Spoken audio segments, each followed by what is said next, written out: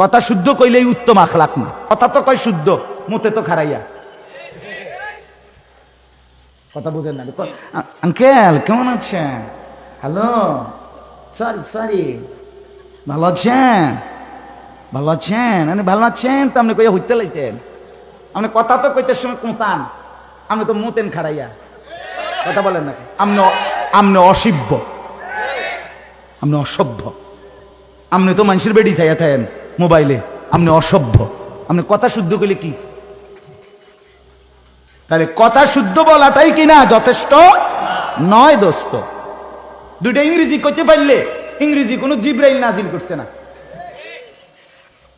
দুই চারটা thank you করতে পারলেই আপনি ভদ্র। দেখছুনি কেমন ভালো ছেলে, মাঝে মাঝে ইংরেজিও বলে। বাবা বাবা, ছেলে তো মাঝে মাঝে ইংরেজি বলে কিন্তু সারা রাজ্যে মোবাইল দেখে। আল্লাহ আমাদেরকে মাফ করে দেন।